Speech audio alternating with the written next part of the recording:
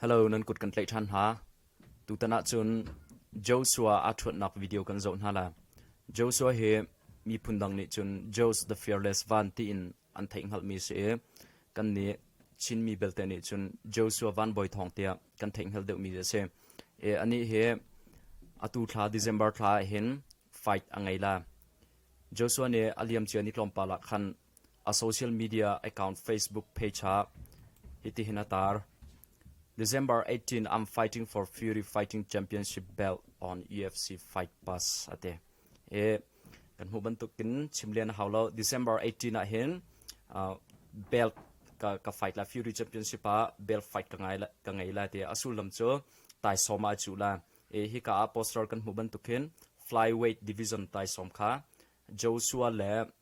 Joshua Van le McLean timini khin ani chula makha good news ase atu kum chunga Joshua a fight kan mu than la tu tana hin chun a thuat manung bi tani tainak amu nak kha kan zo tin hala hi ka hen Joshua he a thu mi he Paris Moran ti se kan zo hala je nang kan chimla lo chun kan zo pa in Joshua konglam tampi ka thailo na in ka mu ning kha karak chimla akong lam kha cho a thuat nak long kha kai ni ka mu kho mi chu se interview an tu anak te ya akong lam khachu tampi arak chim ko ke ni chun ma khachu ka chim la lo ke ni ka chim ding mi chu Joshua hi zaiban tuk level da asi tia ke ma mu ning te kha karak chim la za fa te in akazo tu vel te kan nol du min ha chu ke hi expert ka silo MMA athiam mi jong ka silo na te khan pumpak ro nak achim mi ka si cha khan nan ro nak le ka ro nak a khalo jong a khan ra ka thai thiamu tia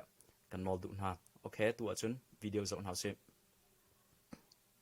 Both guys did make weight for this flyweight division showdown. This is one of the most hyped-up fights that I can remember here in the city of Houston and also across. Joshua he kum kul long se angak chia teri Paris Moran he kum kul la kum ruk se. Let's get our official introductions. Here is Wayne.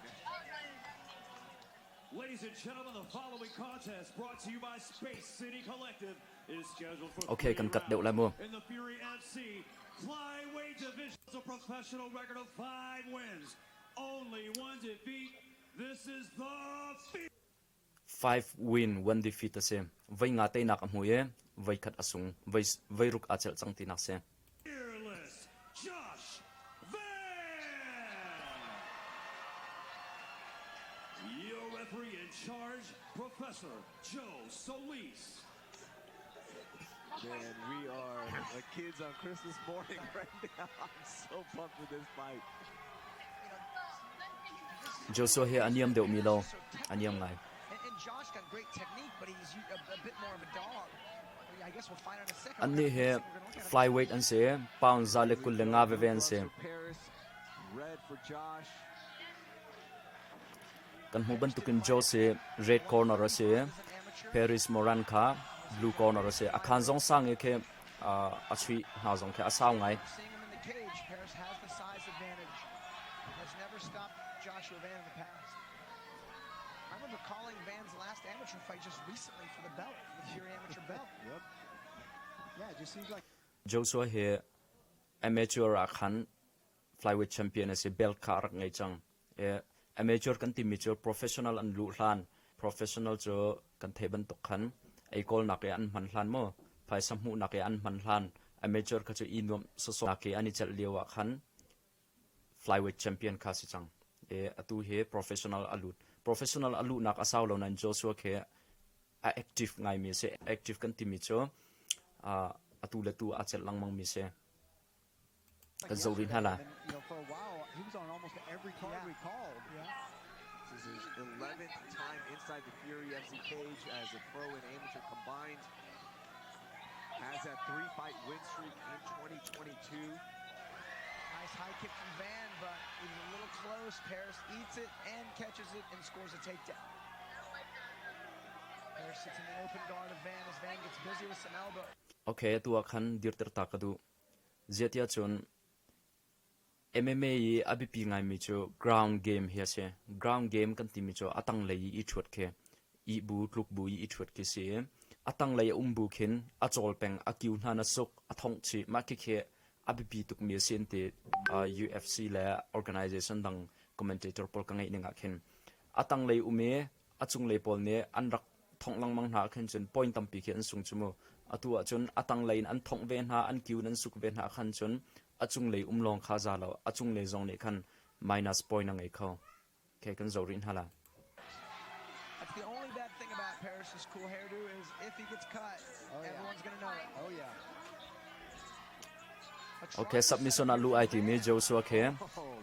Paris crowds it with the hips and elbows. na ten alut kholo achungi khe arit deu e achungi ni khen a control nine case sir leya khan aname The advantage on the ground, and Paris maybe the advantage standing an thau than chang tu achun Yeah, which is crazy. e hi abipi tuk kan the chio kola kluka khen atang lei ummi cha khen chun chol chang khe an nuam ti lo chumu tho jok khe haw ton e an tho jok kholowa khen chun achung lei mini khen awan cheta chun lungmit lak an thong khon ha cho te khan ase ma cha chun tho jok khe abipi an tho jok kholowa khan chun point jong kha tam pian songe sinan Joshua khe cho a har lo tikin avun nam e a thau thang kho ma khe abipi bak mi se Because, Van's, kind of a striker, and Paris comes from a jiu-jitsu spot. Good body shot there from Josh Van. Another good catch from Paris. Yeah, that was kind of my question. I wonder how much offense Paris Morin would take for us saying that Joshua Van is the better grappler because, not afraid to go to the ground with him. Very effective on the ground so far. Paris's grappling is very by the books and very technically clean. One thing about Paris's coach in his corner, Alex Cisne, he's a Sen Shao fighter, and it's like it's. Okay, tu achum grappling a khanan lute grappling kan timi chu i tlai khi kha mo ateng hnu khan i tlai khi haw an bun i tlai ye achung Paris an timi pa ni khan zaitin hna ati kholo zet achun Joshua he grappling a thiam ngai atu nai karak chimmi kha tlompal ka bun pe tala mi nakin athiam nakhe kam hu tuk lo ka ti na in vaikhat a thut naka khan submission do tak takin atei nak kam hu e ma chu grappling a thiam nak ase wrestling belt te chu athiam nak kam hu lo na grappling khe athiam e makhi khe ve abipi tuk mi se wrestling thiam mi ne grappling athiam mi khe an ngam tuk na lo zetia chun atang le khan submission an rak to khon ha cha khan ani ral rin pengkha a haw e atu zong he Paris zong he kan hu ban tukin aral ring tuke Joshua kha zaitin man khan avatingam lo zetia chun zaitin moye ava thong sola khan chun akut na azo sola ke zaitin apal sola khan chun Joshua ni submission a alu pi kho macha khan zaitin man atu kholo kan zorin hala Striking with takedowns to do a lot of cock kick takedowns, and it's looking like that was a big part of Paris's game plan, or even I should say arsenal in this fight so far. Yeah, and in fact, Paris himself, ka chimban tu kan Joshua ke atang le zong ina chol pen Pan American champion. He's very, very decorated in Sanshao before he even started MMA. So, started doing jiu-jitsu very, very young, as we saw on the opening. And so, very, very skilled. A very skilled fighter all the way around. And, when we say one has an edge over the other, it's very, very slight, if any. Yeah. Sen Shao, one of the traditional martial arts, naturally is good for him. Good times on that. atu kan huban tu khan ani namani na me zaitin man atu kholo a khampeng a khukina sukding na kha a kham submission achung lein avun thong ding na kha a khame adong na ka case sir leyan bun umi Joshua kha chan tha moi an thochal e Joshua cha hin chun thokhe abi pi ngai zet ya chun ani he kickboxer tha tok mi ase a thong apin a chui zong apin tok ma cha khan dir buye sau pin uma khan chun Joshua cha khan a tha chin khase kan bun zau peng rin halamo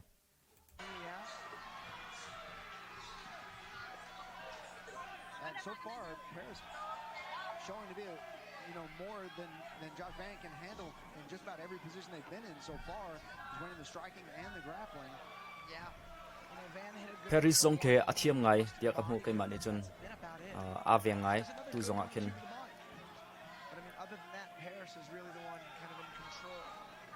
We have seen this out of Joshua Van before. We've seen him take a little bit of punishment. We've seen him come alua back, chui come back, nain and win some Joshua fights.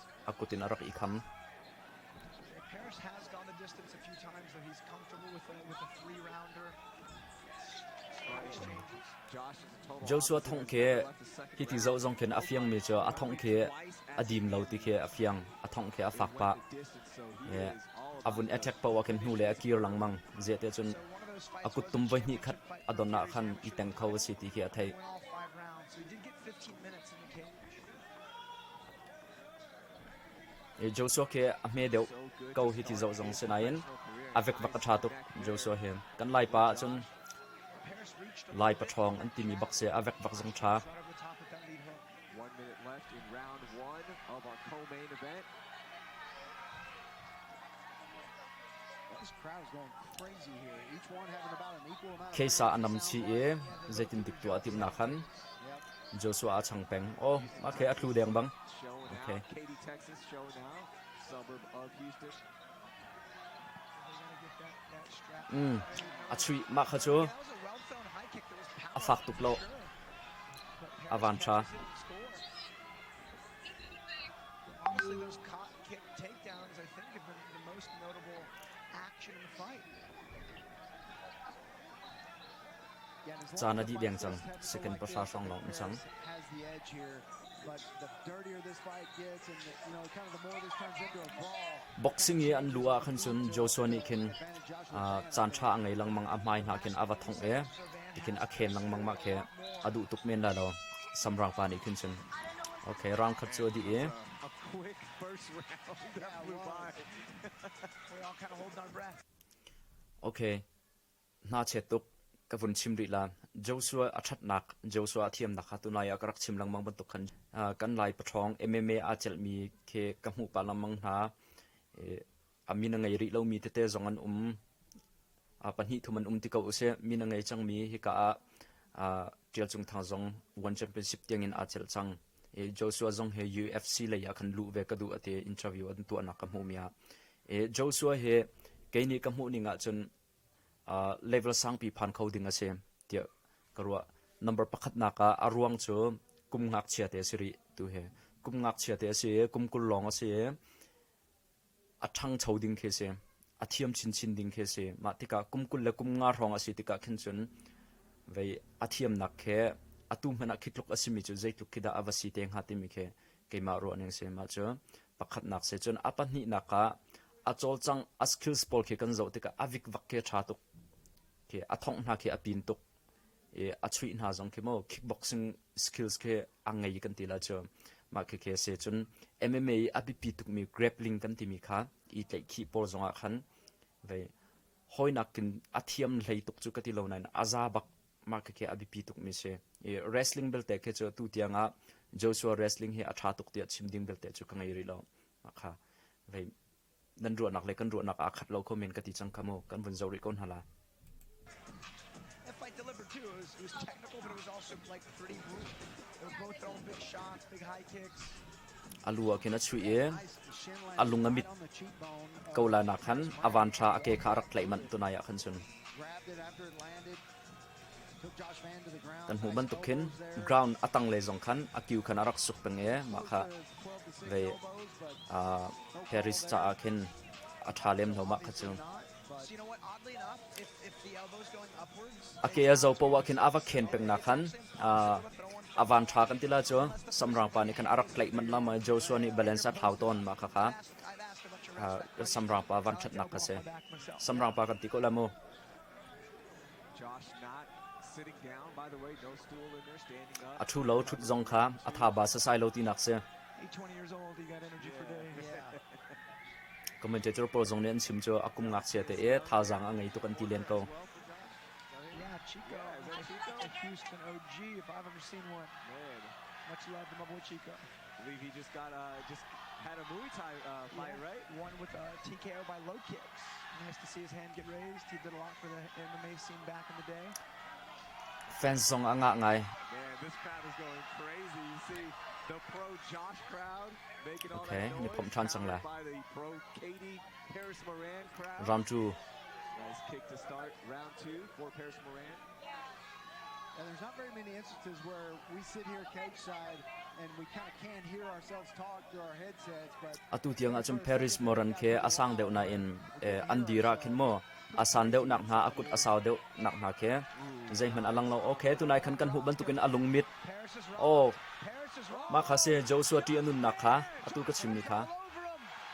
Is this going to be enough to finish the fight? Joshua Cang is alone. it's all over okay kan hu ban tu khan luklak an bundira khan Joshua ne amaya alua khan avun thong zaida achang vaini khat long tak tak kha thang man chumu alung mit ke adir ning kha am affect khoti lo achol ning khan alung mit ti kha mu Joshua ne avanam tika atlu kan hu ban tu khan avun tho than zong khan Joshua ne arak thot chi chang anu le khan no chance si chang samrang pa cha khan chun mo ma kha Joshua ti nun tu na se a striking ke mi dang striking ban tok selo UFC men akin dur se lo level sang pi ke phan lai ke ma mu ninga chun wrestling ke hina khan bun thiam chin se lo UFC champion ke saw lo te asila tia ke ma mu ning chu se kan chim ban tu khan MMA chun sung chu phung si ko na khan atu ning ban tuk te athan chaw akin chun kumkul le kum sari kumkul le kum ri song akin UFC champion si coding ki se tia ke mani chun ka mu e kheri kan bu zo than hala mo a chaw chang ning he a zo nom tuk Joshua he chaw ka war bak ni se The fearless call out. Paris Moran gets the win. tha cham ruwa Was not able to get the distance. ka war bak ni se Joshua he chu kan lai pa MMA a chel ve mi a chun mo a chaw chang khe top level se Paris actually called him on, but it was rocked, and then Van was just patient but unloaded. okay replay kan zo hala Gosh, And, you know, man, Paris the fearless. Look at the left hand of Josh Van. Bang right there. oh Left hand tunai on top. khan anur rong ke ni nur mi lo na khan alung mit chal ko zo The high kick clips ti khan him. kan hu ban to khan a mix di a cho pol di katila cho akut long kha zo lo a ke zong khana chui chiri ke zo mano tikin a thong lo mai avun chui than zo kala Joshua cho idea tha ma kha kha se an kutle an ke han zo tika khan khoi ka inda arat lai khoi ka inda aka chui la aka thong la kha an opponent ni an hal ti lo ma kha Joshua cho athiam nak se ka te Joshua Van continues to showcase.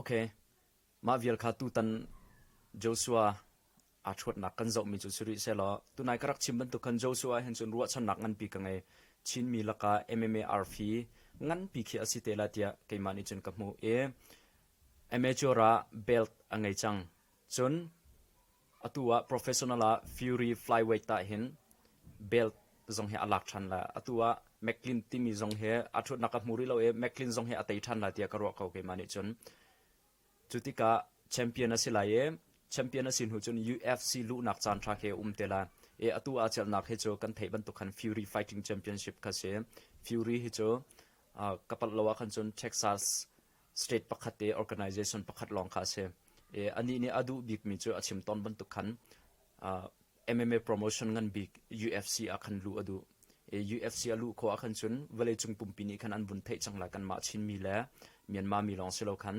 vale chung pumpi ni an bun thei la avun kai la dong na khan chun champion tiang ke asikho chu cha Jos he thazang pe chiori kon hausi ti khan kan rak som dun ha December arak tar ban tok khan hika hin a social media atar mi kha kan zo than la December ni hlei riata ka thua lai ti arak tar December ni hlei rita khan a thot nak result kha kan rak thai te la te nak amu mo amu lo tin ha jong kha ma ti ka chen video kha kan rak to than te la okay hi vil history se lo ka video asham thokin adong tiang nak zo cha ka lom atlam klin lo nak te tampi lai jang fa te in ka YouTube channel he subscribe rak to apia ko tia kan rak sam